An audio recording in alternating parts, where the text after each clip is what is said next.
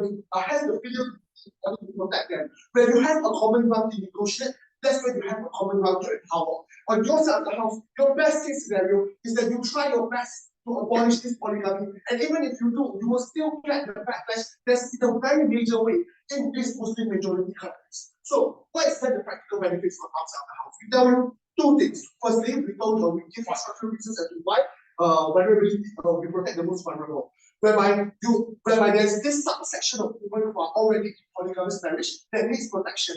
And the only way that you do that is by advocating for an empowerment of this subsection of women who are already in this polygamous marriage. But secondly, we give you exclusive benefit.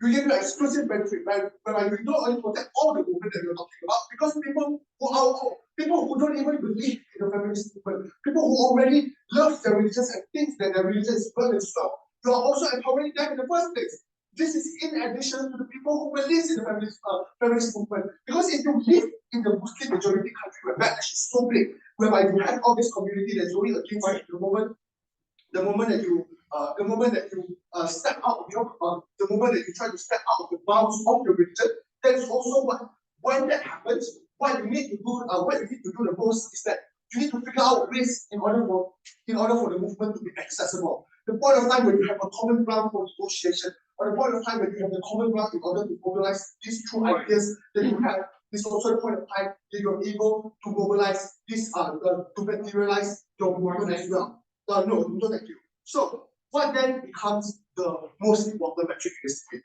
We believe that this needs to be raised on whose side of the house where you get to protect the most vulnerable women. Because the most vulnerable women in Muslim majority countries. Because two things, right?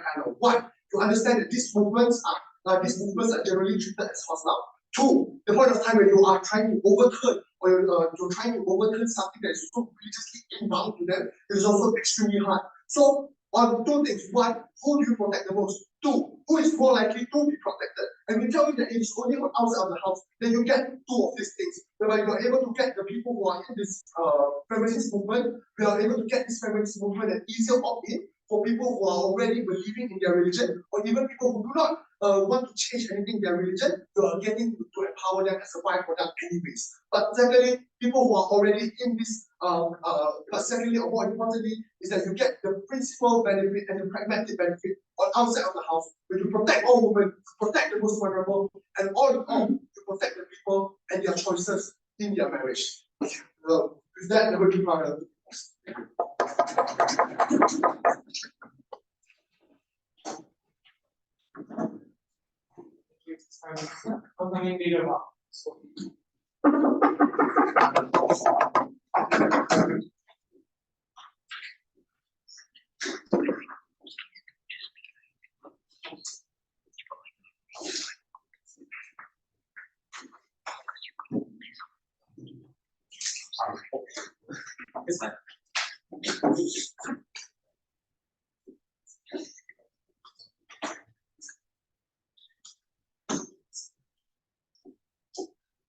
Oh yeah, cheating.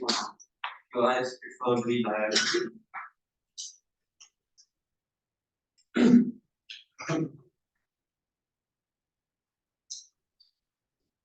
Sign teach and treat. So in Chinese, there's a saying, 金主的车金我的. What this means is the people that you're close with are the people who inherently you gain solidarity from. But we tell you the way that OG tries to gain solidarity in face-to-face was never the true way that you can actually achieve change in the first place. What then does the political sphere of these countries open? So then, okay, before I move on, how I'm going to structure my speech is very simple. First, a four-prong setup, and then two substantive steps. First, what does the political sphere of these Muslim majority countries necessarily look like? Note that the idea is that feminist buy-in is already low. What feminist polygamy does is what it doesn't solve the root issue.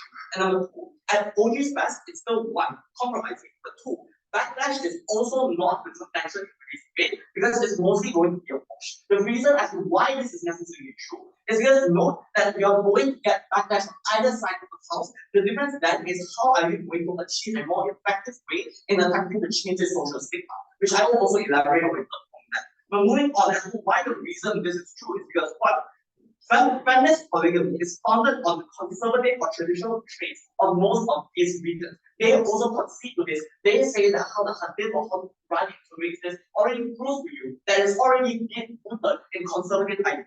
Number two, the standards are set by the demographic in power, which is what Koji also agrees on. So let's use this against everybody's. Moving on to why on polygamy. What government bench does is it sacrifices the individual sanctity and holiness of relationships for the sake of the pleasure of man. It is deep rooted in objectification and oppression of these individuals. And why this is true is because one, they already don't recognize women's rights in the first place. The implication that actually stands for feminist polygamy being put in place is that it also means that you're shutting down interaction between women in a circumstance that doesn't exist in relationships. Number three, it's also mostly male-centric and it's mostly male-dominated because all of these decisions are going to touch the man. They have the fear to say that you can discuss with your husband. They never had the fear to assume that they would agree on you in every single circumstance. But then moving on to number three, what does the feminism movement look like that? They concede to two things. One, the buy-in is mostly already low, and we're also number two, the ability to showcase political strength. And this is the ones that we talk. Is that the ability to showcase political strength is already absent due to how it's already conservative in the first place. Number three, the metric this debate is that on is how do we actually gain any form of implementation of a proper strategy and what does that necessarily look like? And as to why we win today's debate is only on why all proves to you, but it is only when we are against polygamy that we are able to solve this issue there. But on number four, last one, on why what does application necessarily look like that? We tell you that most operations are going to be small scale in nature, and it's mostly going to be looking like influencing of close friends. And then what do these two mechanisms for both sides of the house actually look like? Feminist polygamy looks like one, having to discuss and withdraw with your husband to actually relinquish any form of power on you in the first place.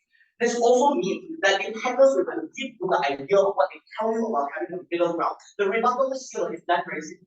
Because if they want to tell you that you are going to gain a middle ground by agreeing to them, we say this only causes a covert effect, but a complete, you have to be submissive to your husband in order to pass anything in a general scale. But moving on to why this against polygamy is the best way possible. What this looks like is that our mechanism is just choosing one, not opt into relationships in the first case, but this is also assuming the best case. However, even on the worst case in our situation, even if we are in a polygamous relationship, we can attempt to distance ourselves from our husband, given that most of that they have already interacted with all the other wives they have that. But number one, the first argumentation on why we actually better build the ideals and norms of the feminist movement in the first place. Moving on is that the presidents of these Muslim majority countries is to seek a Coran, and this is already seen by how conservative they are in nature. The deal with feminist polygamy is that it fundamentally fuels objectification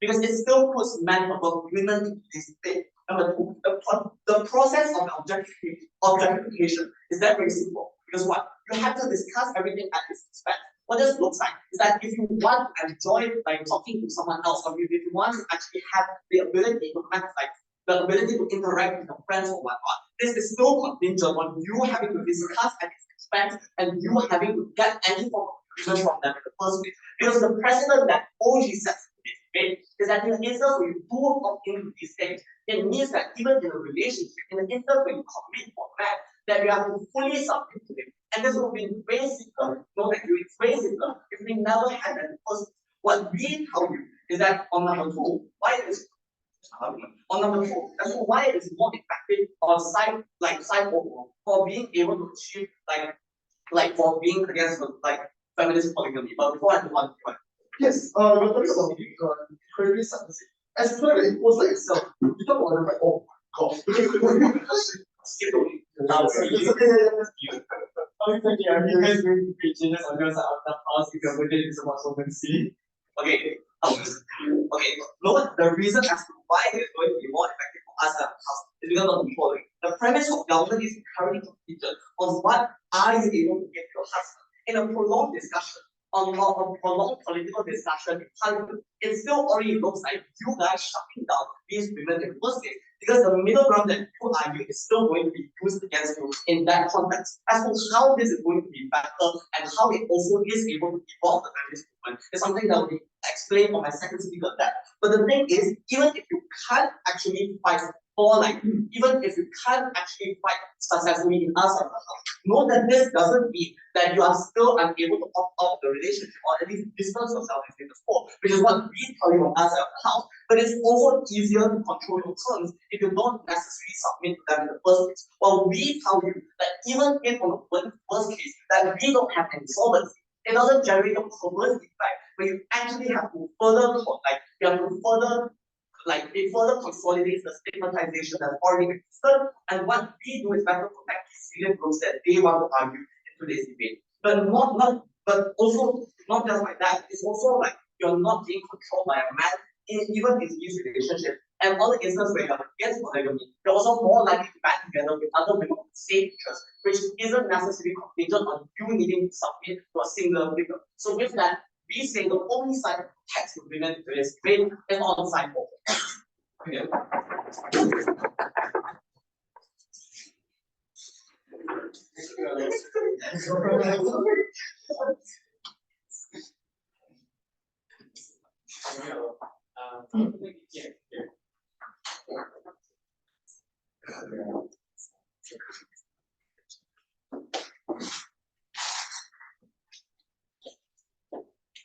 I know that there's a lot of kids here. So, do you all have a problem with this one? No. Yes. Unrelated.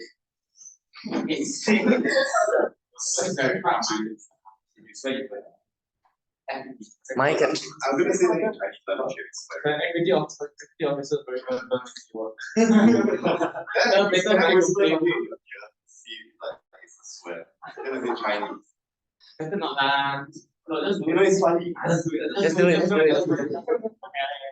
It's all the minds.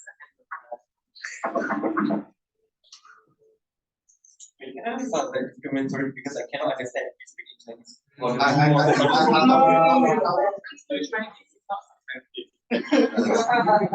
But it's funny. So yeah, I know it's sense.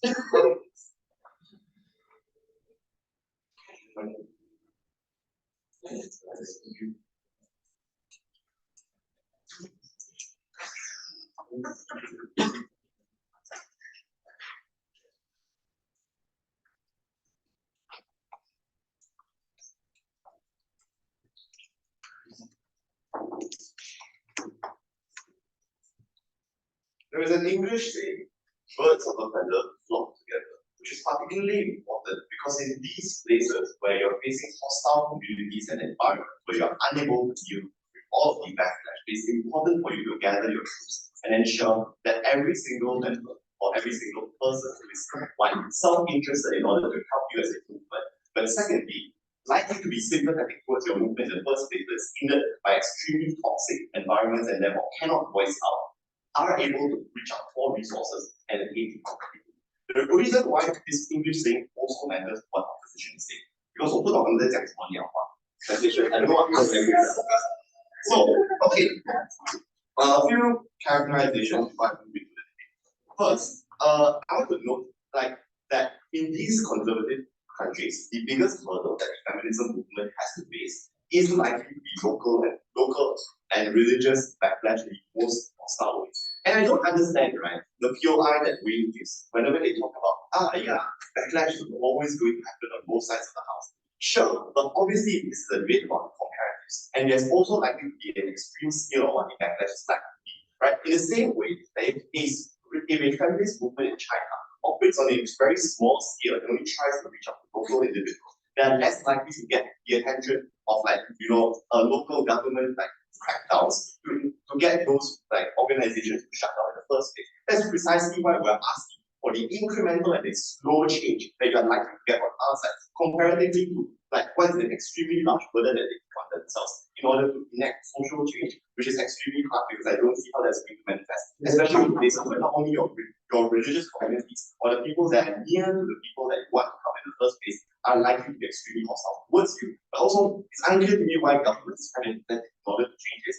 like they just probably won't, or just like do what Iran did, right? And then completely massacre all of your protests. Okay, cool. So this is why it's particularly important. But also, I want to note that just generally, the feminist movements in these countries have a huge hurdle to cross because of the fact that they are already painted as Western sympathizers, or the fact that they are here to undermine your own religious ideologies, right? Precisely because of the fact that a lot of times they receive funding from Western organizations like USA.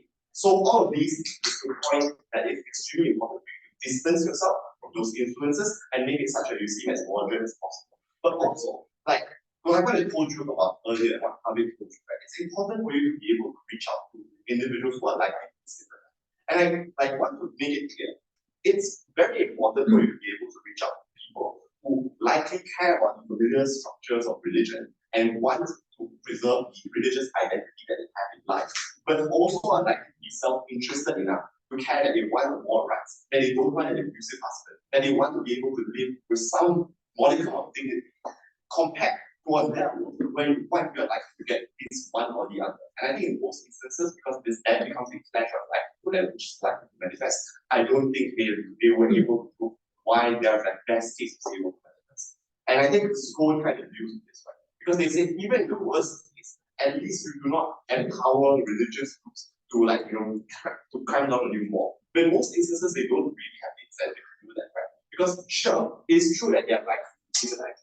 But there is a wide range of minorities who religious humanized in the first place, and it's not just women, right? So oftentimes, the ability for you to look less like problematic or less like put yourself down on the ladder of who they are able to target is extremely important for you to ensure that you are able to still maintain resources in order for you to reach out to those vulnerable women that I talked about, who are stuck within these communities where they are unable to express what they actually feel and actually want. But because of the fact that you're not able to reach out, it makes it much more difficult. Sure. Because two things. The first one is on how most of these countries are going to likely bomb out feminist way. And then number two, you question the incentive of these religious institutions to actually want to tap out there. So which one? Firstly, I told you that in most instances, like no one's right. Like in most instances, you are going to already face an uphill battle. So precisely is why your house makes it worse, which is why it's going to be bad. Like I genuinely don't understand this whole debate on you guys have one or the other. No, everything happens on the same. Okay, cool. Yeah. Then they talk about gaining solidarity and why is it okay. Then they talk about the ability for you to showcase political strength.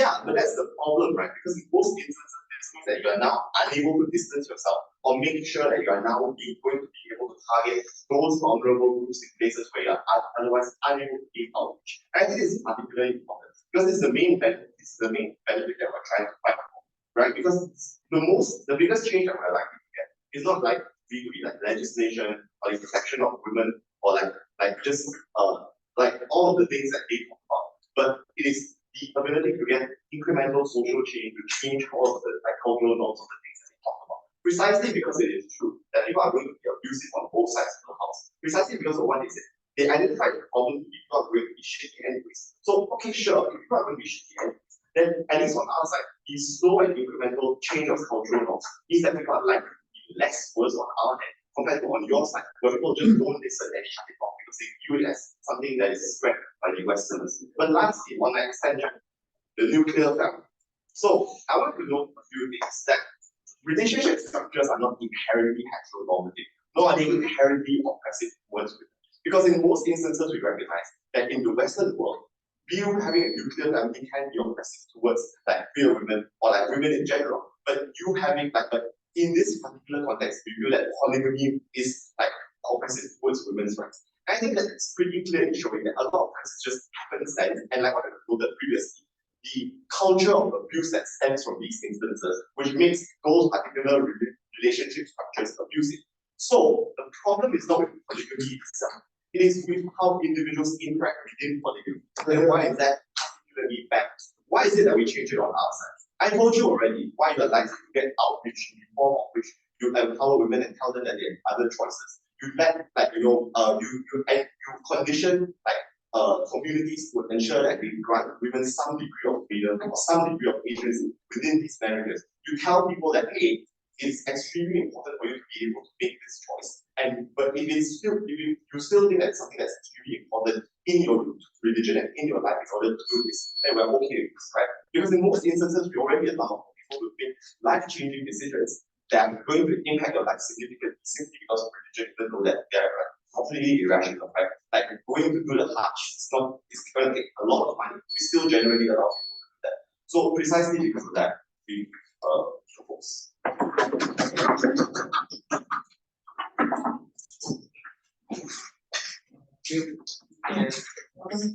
Yellow.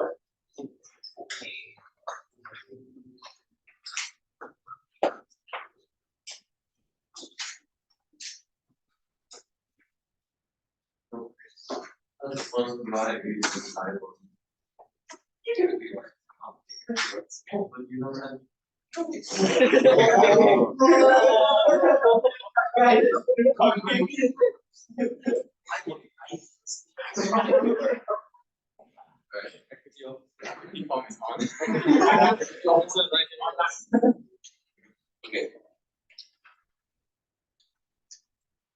In Chinese, it's a saying, do not fear slow movement, fear stagnation.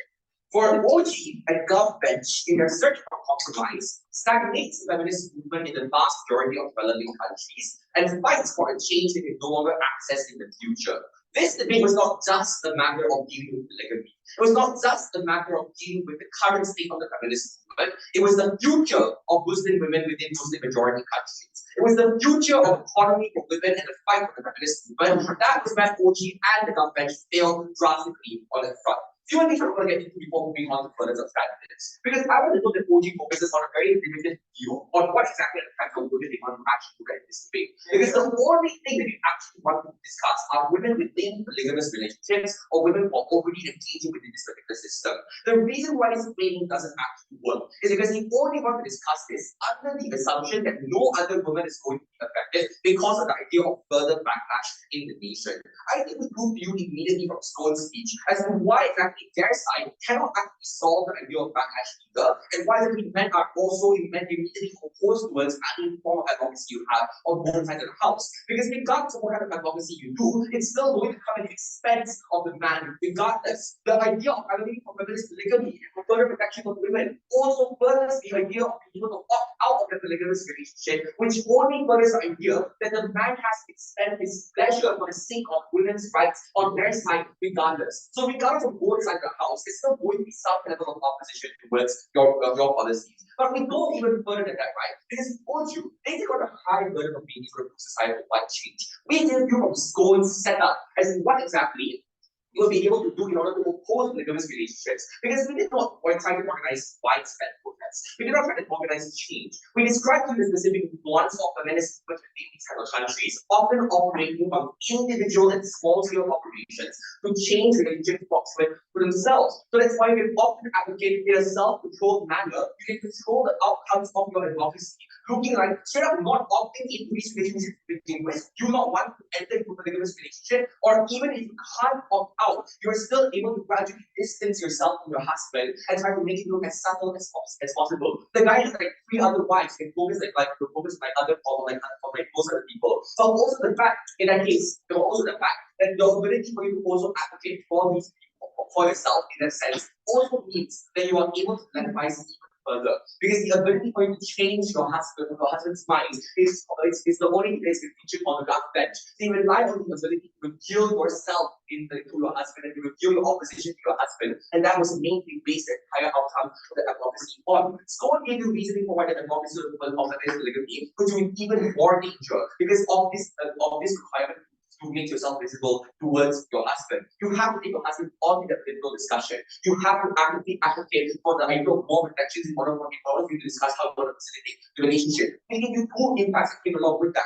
The first was, at worst, this particular advocacy fails, and therefore you cannot convince your husband to give yourself more, to give you more protections, and your husband retaliates even further, knowing that there was an argument and knowing that you have to spend this particular like the policy had in the relationship. But secondly, at best, you're also going to have to give your husband something, right? There's an ability for you to convince convince the man of the relationship to actively expend his pleasure for the sake of this particular idea of a feminist polygamy. It requires that you also compromise and extend under God's principle and give him something, looking like more submission within the relationship, looking like subjecting yourself to his very will even more. So this debate was about scale. You make it even worse when you make yourself and the change particularly visible. Taking the best case of both sides well, you know how exactly best advocate and best empower women within polygamous relationships, no polygamy at all. Because they told you to begin with, to no engagement on both on the gut bench, that polygamy was inherently sexist, was inherently prioritizing men in the relationship and inherently opposed the idea of women's rights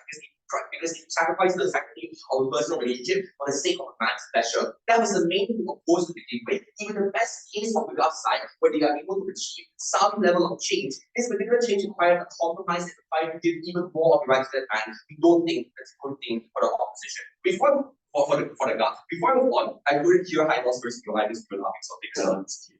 If women want to opt into polygamy relationship, are you okay telling them no? Yeah. Because polygamy is inherently sexist, and this means that if we want to be able to empower women within the whole Muslim country, you should be able to also opt into a single relationship, and therefore, like this, I don't think that really matters as much. Okay, moving on towards the further analysis I have to give you from Bobo. Score proved the US white backers will watch the government best. I'm being very charitable here in assuming, therefore, that on both sides, maybe the likelihood for societal white change is probably limited.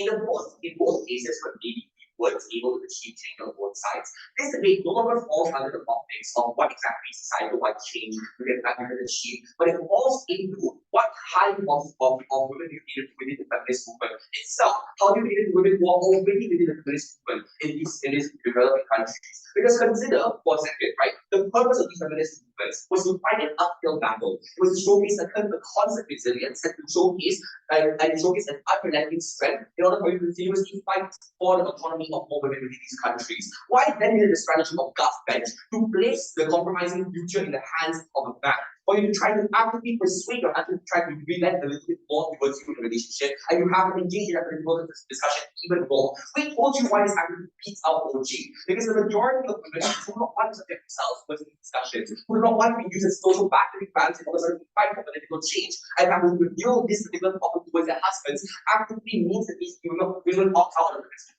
even more. It will even more women on our side, and that will be our OG screaming of religious women, because these are the number of women that actually are oppressed within these majority countries, and those who are opting into polygamous relationships is inherently oppressive in itself. And therefore, if it's true for God's calculation that women are inherently oppressed and hurting under the control of men, that means that the more women are actively don't want to use the social battery bags, that means more women are actively suffering at the hands of men, and therefore probably don't want to opt into the patriarchy, even if they were religious to begin with. But finally, maybe in the very best case, you were able to achieve a change. We told you why the evolution of this movement in the long term is actually sacrificed. Because the narrative that you took on in the gut bench was to actually say polygamy is all right. No engagement towards scoring analysis of what polygamy is not. And why it's always been man-centric and it's always been patriarchal. You sacrifice identity to evolve feminist movement beyond that, and in the near future, you still want to evolve feminist ideals to advocate against polygamy as a whole. You sacrifice any of the ability to trap yourself in that feminist structure. The other next opening half of the debate, opening and closing half of the debate.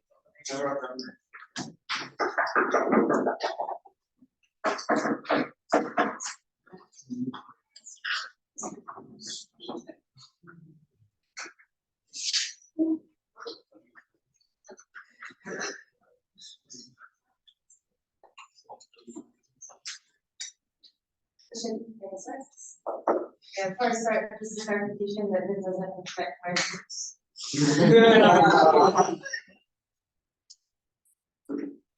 Starting in 3, 2, 1. I think it's significantly offensive that fighters opening opposition assume that all polygamy is necessarily bad as time.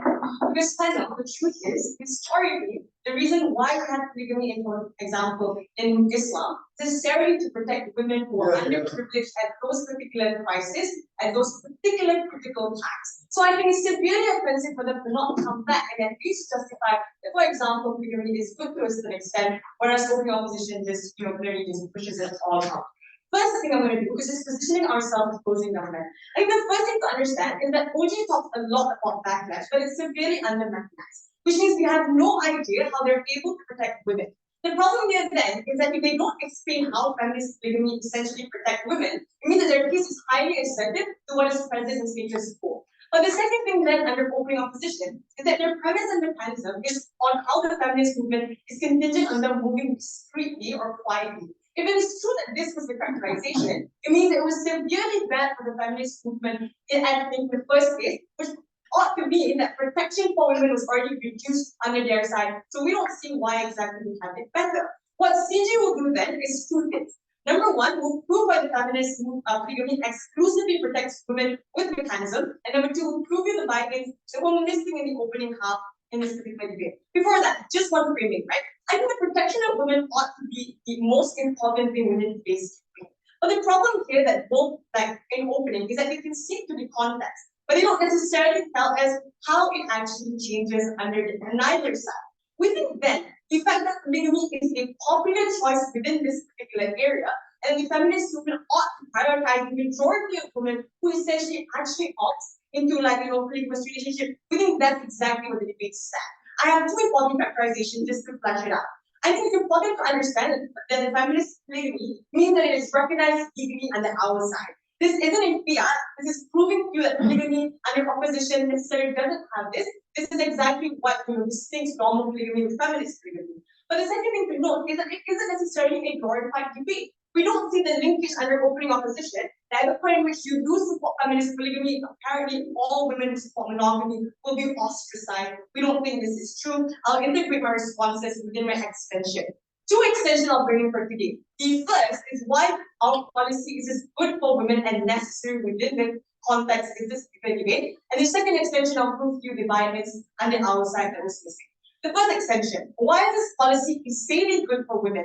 The framing here is just to understand that the feminist movement ought to actually prioritize their principles, including the conservative setting. This was the linkage that was missing under opening opposition, because we agree to the principle that yes, women should have agency and autonomy, but we don't hear the linkage of the conservative setting entirely. We think this is probably traditional feminism. Why do we protect more women under CG's side? Two important things. Number one, it aligns with the feminist movement idea of, for example, open relationship.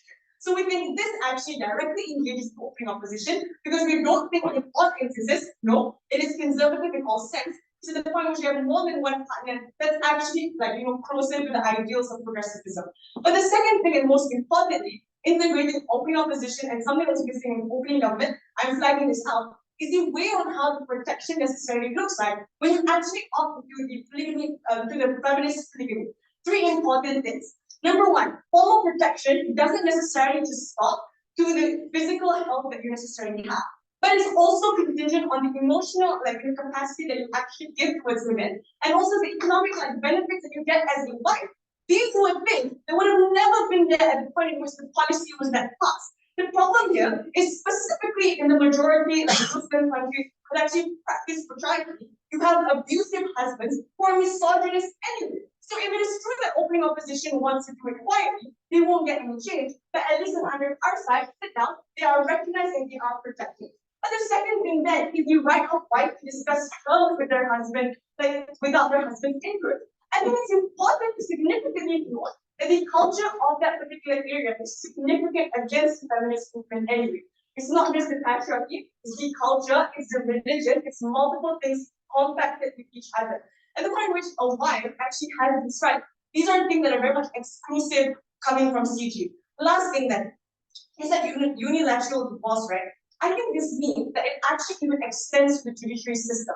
Because the problem is, within the particular countries that we are talking about, necessarily, even if you're a wife without any polygamy, just like in a monogamous relationship, you don't actually have proper rights or proper outlets where you actually get a divorce. This changes at the point in which you buy our idea of characterization, and it is legally justified, it's legally recognized. We're here is that we still have individual agency, it's still aligned with the feminist movement, and we still protect the most amount number of people. Not yet. What is the most important thing that's giving up on polygamy? Number one, it's hard to enforce regardless. We're waiting for people to actually engage in that particular context. But number two, we think we protect the vulnerable of these stakeholders, for the majority of people who do opt into, polygamous relationship, or just are conservative in nature. Those are the two particular things that we actually have on the outside. If you buy the idea that that is the setting, we protect more women. Yeah. Okay. OG says majority of Muslim majority countries are sexist and secretly decide to create these structures for the sake of their own pressure. Yeah. Suddenly you assume that it's men love women and suddenly they're prioritizing them and polygamy is I never said, like, I think that's a very big misrep. I told you that we're working on that characterization, therefore it's not like trying to manipulate the men, but it's trying to play a game where we give them rights. But necessarily it's a soft power coming back to us. You can kind of understand that I never actually justified those things. That's a misrep. I think the second important thing to note here is how do we get violence or missing with the open half? This will be the deadlock radio panel. I think the two things are probably like OG explains backlash, but to prove to you how backlash is far worse than the point in which you are going against polygamy, because OO then doesn't want polygamy at all, which means their severity is far worse under the analysis that I'll be giving. The two things that we prove under violence sincerity is that number one, you're unlikely to get any action because you go against polygamy.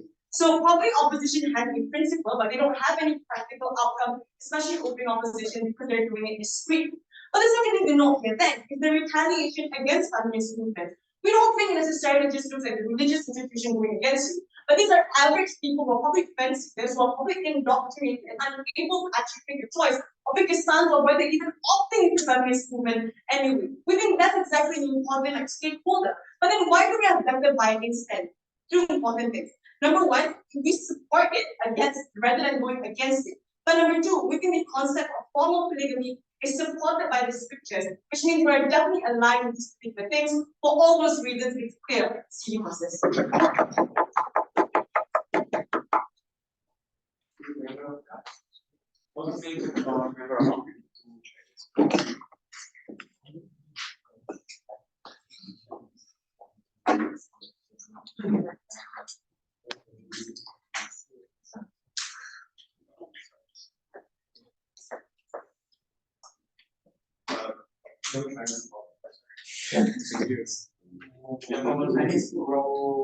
Alicia tu.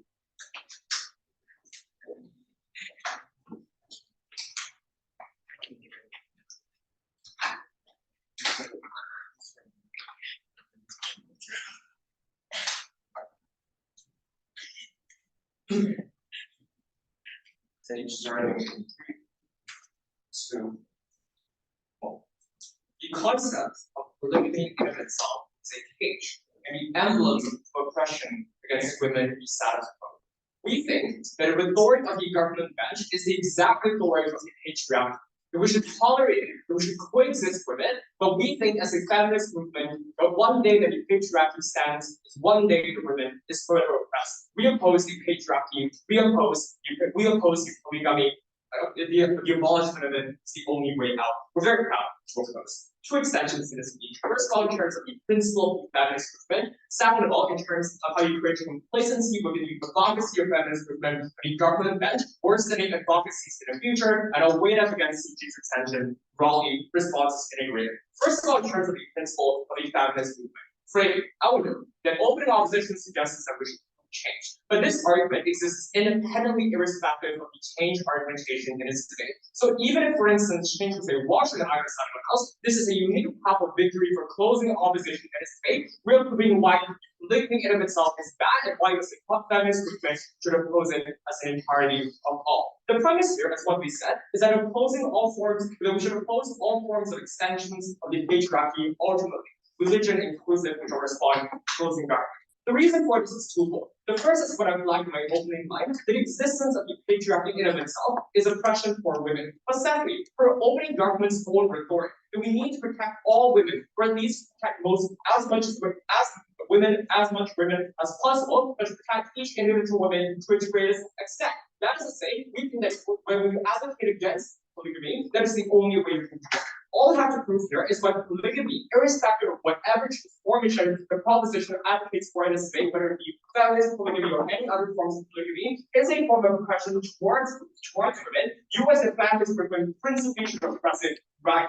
Two reasons is why this is the case. First of all, on a surface level, look at what polygamy then necessarily entails. One man for 4 women, but only one man can only match up with one singular man. What is it? If this is not inequality, I would question government bench. What exactly is inequality? This is the best embodiment and the representation of what inequality and what oppression in of itself is. That the one singular woman only deserves a singular man, you have to give him all attention and all they have to the man, or one man can divert their attention to across 4 different women. They can, for instance, neglect one woman in a process of it. They can, for example, give less care to each individual woman in that process. The reason is why it's true is logically because a singular individual has only that amount of time. So if you have 4 wives, for example, necessarily you allocate less time to each individual wife. You have less attention and you have less capacity to care for each and every single one of them. As a result of this, we think that even if conditions on government bench within polygamy in and of itself improves, polygamy is still a great form of oppression irrespective. Why do we think that this argumentation is important, and why absence of polygamy, that this is the only way we can do it? 2 reasons. First of all, note that the only mechanism that we allow in our set of house is that we allow women to realize that polygamy in and of itself is bad. That polygamy in and of itself is problematic. That is the root of all evil that we should oppose. What government bench does in this debate is they create complacency, as they normalize the concept that look, this is a concept that is legitimate, this is a concept that is okay. In those rhetorics and in those things, you cannot suggest that polygamy in some ways or the other is bad, even if you're able to point out the flaws in it. Because if it is something that is so important and integral to you as a cultural movement, why should you oppose it as a result? Exactly. No, change on our side of house can be gradual, which I slowly translate to exactly in terms of change. But no, it can be gradual on our side of house. You can see that on both sides of the house, the change is difficult. And it's not as easy as what government bench likes to downplay. Because on their side of the house, every single form of advocacy, for instance, and I like to characterize what the realistic context of this debate actually is. In Muslim majority countries, literally, the right for women to even speak, the right for women to even talk about their faith, the right for the women to even, for instance, sit with your husband in of itself is viewed as an anomaly, is viewed as something that is bad, and is viewed as something that is bad, and it is against the preconceived notions, and is against the pre-established norms that we have in the status quo. In those circumstances, I don't think it's easier in government bench either, because you have, for instance, reverse all forms of norms that women have already conceived with. Therefore, the metric is not about protecting the culture of these individuals, because an either side of concept will harm religion to some extent. But for instance, that you allowing women to liberate themselves, allowing women to not wear a hijab, for example, in of itself is against the principles of Islam, is against the principles of the Quran to begin with. And specifically is why that's not the metric in this debate. On the way, we think this is the only way to attack all women. Second extension in terms of change. No, opening opposition falls into the trap of explaining in isolation as well polygamy is bad. We think that's less relevant in this debate. But closing opposition with them doing in this debate doesn't explain what the advocacy were involved. Why not advocating for the abolishment of polygamy in of itself is bad. I think that's more contentious in this debate. The reason here is that we can create complacency on their side of the house. The feminist movement can always, for instance, pick the easier side comparatively as a result of this. They should fall short right here and then go to the fullest length and fight more for a significant period of time. They should comply to the patriarchal norm as a result of this in each and every single instance. What this means is you normalize, you send the signaling effect, the women should submit it to other forms of oppression as well. Because the reality in this debate is that polygamy is only one part of the fight against patriarchy. And there are other things as well. For instance, like the fight against the right, for instance, to allow women to have the right to abortion. For example, to liberate them from religion in of itself to begin with. So on their side of the house, all other forms of advocacies are likely downplayed because we're always settled for easier things. We can always settle for easier advocacies and shorter forms of advocacy as a result of this. Weighing this against both opening and closing governments religious women's autonomy to religion.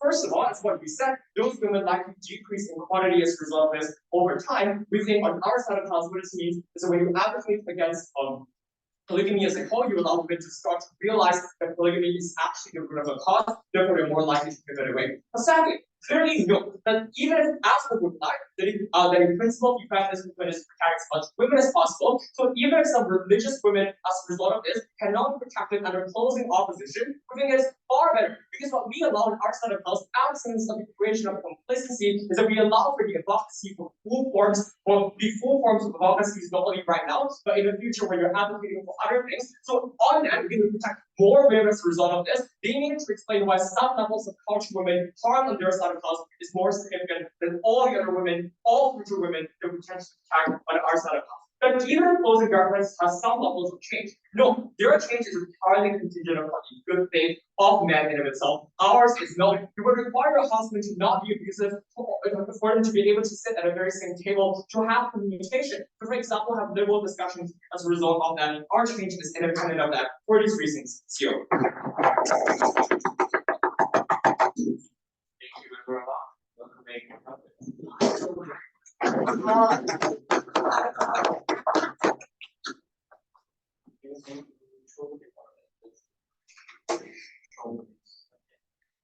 Chinese.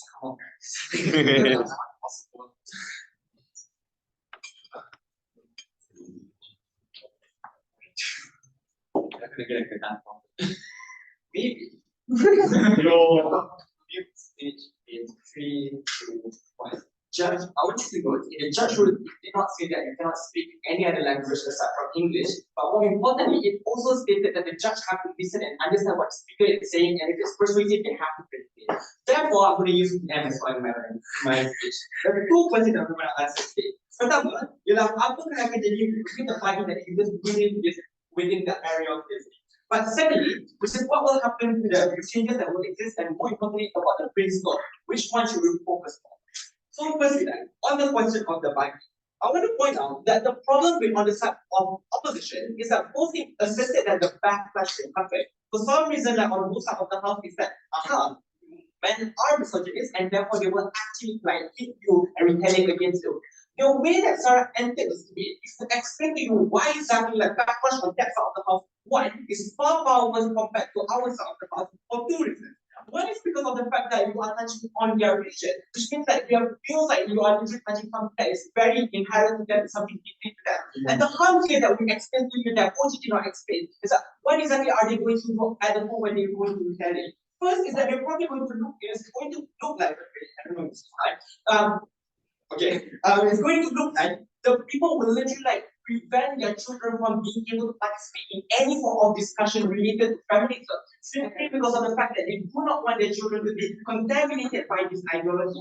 But secondly, is the fact that they continue to indoctrinate their children and going to like attack all the women that try to talk about it. They say that, we need to have a peer-to-peer talk and making sure that our husband is going to listen. How exactly are you going to do that? You just told me that husbands are very abusive. You just told me that husbands are very misogynistic. Are you going to tell that, you shouldn't go for polygamy because it's bad?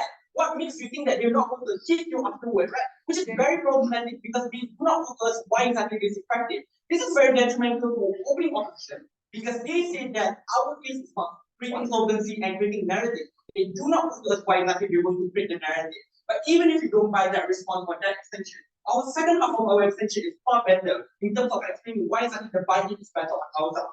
The first is that it's because of the fact that we prove to you how exactly that this creates a narrative of like supporting the religious scripture that only use that talking about like polygamy. So for example, literally polygamy exists on our side of the house, and it only been used within the scripture to prove that the polygamy is actually valid in Islam. We're going to use that and also explain to us why exactly that the polygamy should also include the other part of the polygamy. Things such as like making sure that you are equal with your like wives is very important. Things such as like allowing your wife to actually opt out of it if you feel like they are not actually being treated well. This also exists within religious scripture. You literally have a concept where wife can actually like literally tell the husband that I do not want to stay with this marriage anymore and I want to divorce you simply because of the fact that you are abusive.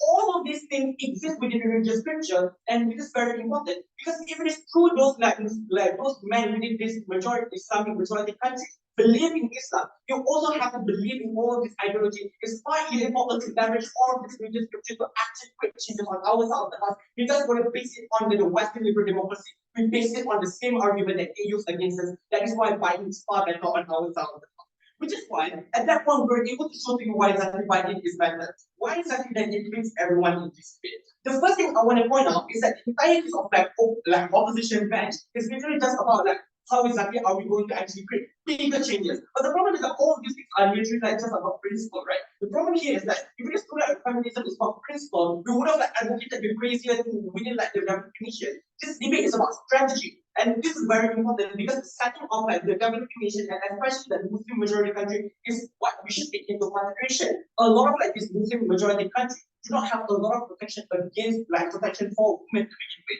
They have very minimum protection, which means that we have to create some form of changes. Your principle, if you cannot create any kind of changes whatsoever, doesn't really matter because of the fact that you're not able to protect one woman. But more importantly, is that a lot of like the families, a lot of families that exist within this country are the ones who also believe in this one like conservative ideology. That is why we have conservative feminism, because of the fact that they also believe it. We're giving them the ability to ensure that they are being protected while also allowing their ideology also be protected as well. On that side of the house, we are literally saying, let's impose the Western version of feminism to these women because their decision is actually wrong. This is a very hard plan that you have to take on that side of the house, which is why they cannot win this debate. Your case assumes that polygamy is good. It was created to protect women. But if these same men were conservative sectors that everyone agrees to, then how is that not a contradiction to the fundamental of your extension? Second argument, or second thing that we're going to say, why exactly that? The fight of like feminist polygamy is the reasons why we're able to protect. They say that polygamy is actually inherently harmful. This is objectify women, this is harm women because there's no inequality of like the resource distribution.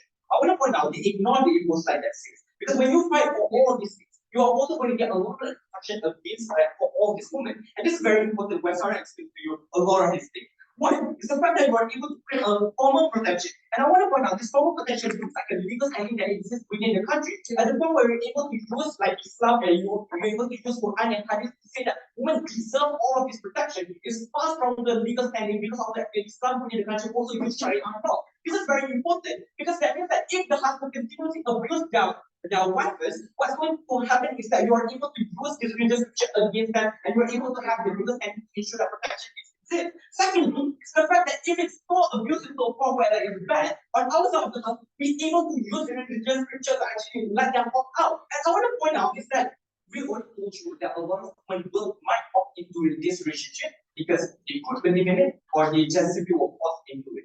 Our explanation is that we give them an ability to opt out. They tell them, instead of being able to opt out, you should just tell your husband that what you're doing is wrong. This is not effective at all in terms of protecting this woman because the best ability is actually to allow them to opt out. We give them that ability far better. But more importantly, right, let's clear out why exactly that this makes us debate over all the things. The first thing I want to point out is that the principle coming from opening opposition is literally just like about how exactly like you will actually make it harder for you to be able to create changes in the future. What I want to point out is that how exactly are you going to create a lot more changes in the future if you can't even create a small changes because you cannot prove them by to begin with. But two and more importantly, I don't think they actually prove to us that the changes actually are more possible in the future. Because the fact is that they just say that women are like they literally say that women will like literally seem submissive and also will listen to their husband. But right now, at the very least, we're able to actually create some form of protection for these women, which means that in the future, if you want to argue about any kind of protection against for women, we're able to leverage from these changes, which is how that we're able to create far better changes on our side now, which is why we take out opening opposition and inclusive opposition. The conclusion of this debate is very simple. We prove to you why exactly buying is better, and we prove to you why exactly we're able to actually fight for the better policy. For all those reasons, saya mencadang.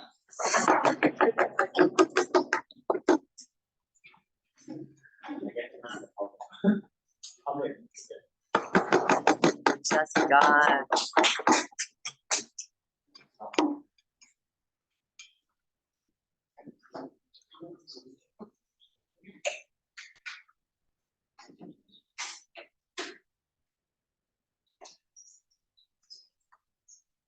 I may not have like a Chinese proverb to prove why my case stands, but I will prove how I break my father's curse here. But straight on into towards responses towards closing government. Notice how closing government's case is entirely contingent of the establishment of polygamous relationships from the very get-go is something that is necessarily good. Insofar as closing opposition proves that is something that was necessarily bad under the context within this debate, which means the Muslim majority country in the first place, or how therefore it exists within the Muslim majority country within the status quo, is something that is inherently bad, is why the entire case therefore does not stand. Because notice that this debate isn't operated under the most liberal forms of polygamous relationships that they like to defend within their case in and of itself. Because therefore, they have to defend a world in which most women will call us to going in towards these polygamous relationships. Or rather, in most circumstances, from a very young age, they were indoctrinated into going towards these forms of relationships. This is where CG's analysis therefore outweighs, like CG's CO's analysis therefore outweighs and CG's analysis therefore doesn't stand. Insofar as their case is contingent that firstly that women still therefore have a choice towards going towards polygamous relationships. The contention isn't on whether or not it's inherently good or bad in most liberal forms of contexts, because it isn't a choice within a Muslim majority country. But notice that they had to prove that they haven't proven the likelihood for this change to therefore happen, and even if they did so, it came within government speech in of itself. Secondly, like women within polygamous relationships in of itself. Because opposition groups says that now you can use your own rhetoric against them. Notice that this is the extreme harm. Because if every house likes to concede within this debate that is something that is a nation that will be extremely conservative, or likely this is when they wanted to push for the harm from the outside house, this is when we flip this entire harm towards these individuals. Because the harm here is when you use your own rhetoric towards them, it doesn't mean that they're going to necessarily buy it towards you. You're likely going to go towards a self-justification vortex, for example, in order to further prove your own point, and therefore that analysis doesn't stand in the first place. So I think that in terms of backlash, notice that even if it's symmetrical on both sides of houses, if you're both in a conservative nation, therefore the backlash is likely to be symmetrical. Because they want to say that take a more moderate stance, but moderate stances are the areas where you can therefore get the maximum capacity of change that they simultaneously want to claim as well. Because notice that the value of backlash is also diminished on the outside of the house. So far they want to moderate themselves, and so far they want to still comply towards the men that are extremely abusive and make women compliant on the outside of the house. This therefore, there are still firstly other forms in terms of outside house will be way over in terms of the principle that CO uniquely proves in the wider principle is far better when you have a moral hazard in the first place, because the precedents are likely to be taken upon by the higher nation. The government can utilize this form of rhetoric in the first place in order to prove to you why Gaza is likely to be compliant, if they can further on be compliant in the future, or likely when you have a limited amount of people who are actually even going to listen to it in the first place, they are going to use this opportunity and further amplify it. They're going to further weaponize it as opportunity against you in the first place. Before I move on to the opening discussion. Yeah, trigger context. If the context was that men were so harmful and was so conservative, how could we make women legally recognized have any policy outside that? I think further on you're going to tackle into the subsections. But secondly, it's also your case entirely contingent on the fact you are able to get compliance. You've already proven by your social backlash is something symmetric. But even if not so, in terms of us outside likely getting more social backlash, we think that the value coming from it is likely even more already proven within member speech in of itself. Tackling the second point versus argument also responds to opening government. Opening governments and higher metricals are likely to form a common ground within women in of itself, because it's inherently unlikely within the subsections of women that likely exist within these sorts of nations. Because what necessarily does feminist polygamy likely look like on the outside of is not actually clearly explained. Because all they said they're going to be moderate and they're likely going to find a common ground, but they don't actually tell you what this necessarily would look like in terms of their own mechanism and likely what the feminist movement is advocating for in the first place. First issue then is that they assume that women in these polygamous structures are necessarily liberated. Because in most instances, no, this is unlikely to happen. With all the analysis we've already given you past in terms of your indoctrination and how you grew up in this nation, and likely why not opt into these polygamous relationships in the first place, in of itself. They never had that awareness to begin with, and it's unlikely for these women to opt out, even if they say, we can push for equality. This doesn't mean they're likely going to opt out into life, even if they're abusive in most circumstances. But even if they are liberated, though the extreme context is provided that every single house runs under within this debate, notice that this will limit the social capital, and this will be utilizes better on outright within CO extension in the they hold on to that one, where these women hold on to that form of liberation, they also minimize the level of empowerment and likely to gain on the other side. Women hold therefore unliberated then, as OG was contingent on gaining the solvency in of itself. They fail in the way and proving a likelihood why the solvency is likely to happen. They took on their own metric and they are unable to liberate the women that they want to therefore help be vulnerable. Secondly, in terms of feminist movements and advocacy, that doesn't extend to just those who are affected by a polygamous relationship. They say that opposition bench undermines feminism is a principle, but notice that it is certain we are actively secluding sectors of women in society. The first reason as to why we are actively secluding women in society is we understand that actually liberates the women that are in abusive relationships, rather than the outside the house, where we are likely to prove that likelihood of actually getting changed. But also, a big potential actually is very significantly outweighed by the importance in terms of this. Don't say that, especially in Muslim majority countries, in the first place, you are likely to get the moral hazard body pointed out to you. Like government or like anybody that is even willing to hear your advocacy, that is already severely limited. It's like unlikely to listen to you on the outside of the house. It's already taken more than side. Rather than outside, when you have this more radical side, it's also wanting to even go against this. Because even if you say that outside is likely to be more social backlash, when you have when you're going against the entire law and the the outside is also going against the entire principles that they try to hold women as how they work. Lastly, that moving on towards overall. Because the main thing as to why we pay overall is the potential for change of the feminist movement in of itself. Because even if every single house still wants to run the fact that likely to get matched, the unlikely to get any forms of change, and all that proves to you that you therefore get complacency within the status quo. And therefore this also creates inequality in the world in the future. When outside outside section, you need to tell you this creates precedence for something to be extremely worse in the future. Because if you comply right now, women will also comply in the future. Therefore, it's the only way for women to liberate themselves by actually going against the entire principles of the structure in the first place. If all this reasons being said, I bring my topic discuss.